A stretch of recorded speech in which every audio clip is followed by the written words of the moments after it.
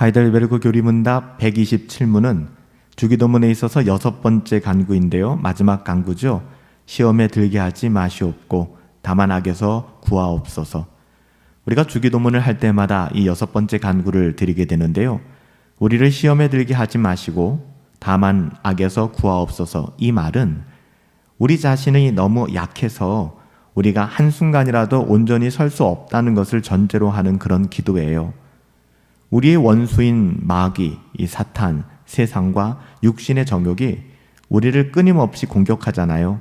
따라서 우리는 주의 성령의 능력을 붙들어 주시기를 하나님 앞에 기도하며 간구해야 하는 것이죠. 우리의 어떠함은 이길 수 없으니까요. 선줄로 생각하면 넘어질 것이 자명합니다. 그래서 주의해야 하는 거예요.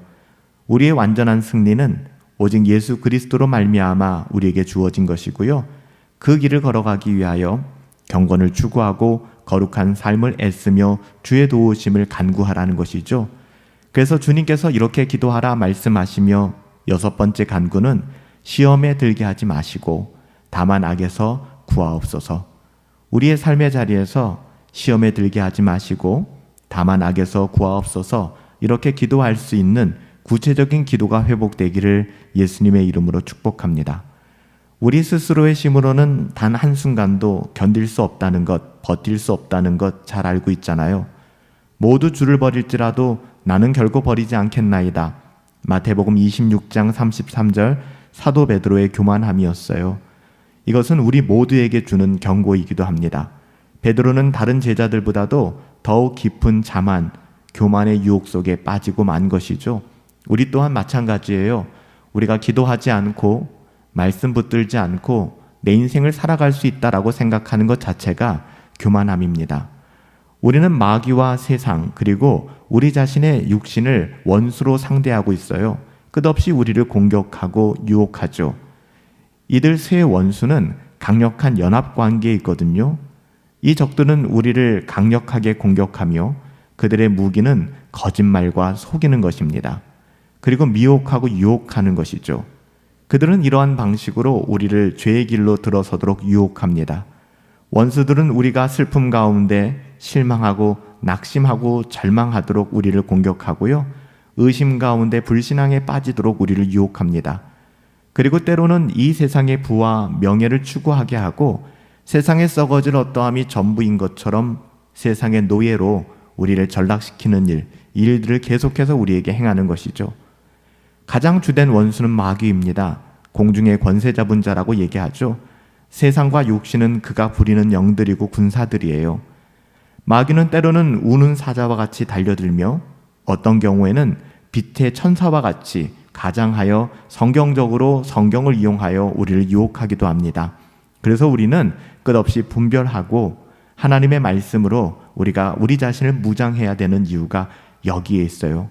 심지어는 예수님까지도 마귀가 하나님의 말씀으로 유혹했잖아요.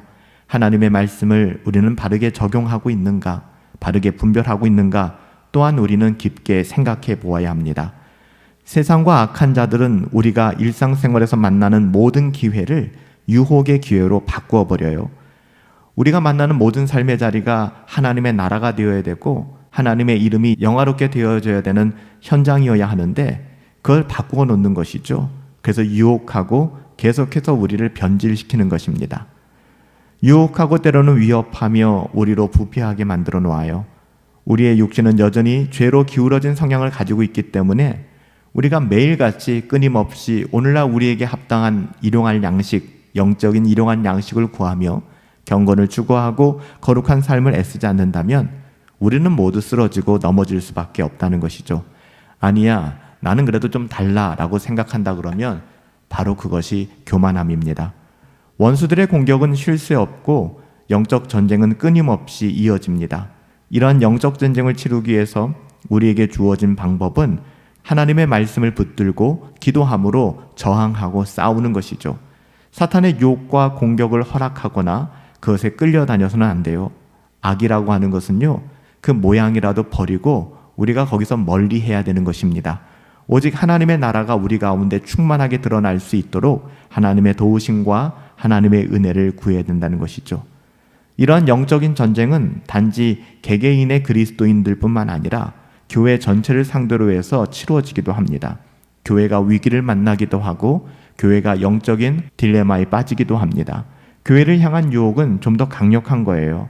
이 전쟁의 승리가 완전하게 성취될 때까지 우리는 끊임없이 기도하고 하나님의 은혜를 구해야 되는 것이죠. 우리의 삶의 자리에서도, 바로 여러분의 삶의 자리에서도, 또 교회를 위해서도 하나님의 도우심을 구하며 우리를 시험에 들게 하지 마시고, 하나님 원하는 것이 있습니다. 다만 악에서 우리를 구원하여 주시옵소서. 이리 고백하며 하나님의 은혜를 구할 수 있는 하나님의 거룩한 백성들 되어지기를 예수님의 이름으로 축복합니다. 살아계신 아버지 하나님, 수많은 시험을 시험으로 여기지도 않고 세상과 연합하여 살아가는 우리들의 죄성들을 보게 됩니다. 불쌍히 여겨주시고 긍휼히 여겨주시고, 우리가 깨어 기도할 때 우리를 시험에 들게 하지 마시고 다만 악에서 구원하옵소서. 하나님, 모든 전쟁은 하나님께 속하였습니다. 모든 마귀의 일을 멸하시고 마귀의 계계를 파하시며 하나님의 거룩한 나라가 우리들 가운데 온전하게 임하기를 그렇게 구하며 기도할 수 있도록 우리에게 은혜를 더하여 주시옵소서. 우리를 시험에 들게 하지 마시고 다만 악에서 구원하시기를 소원하옵고 존귀하신 예수님의 이름으로 기도하옵나이다. 아멘. 여러분, 그 어떤 시험도 하나님의 은혜 안에서, 하나님의 사랑 안에서 마주대할 수 있게 되길 바랍니다. 시험에 들지 마세요. 시험을 이기십시오.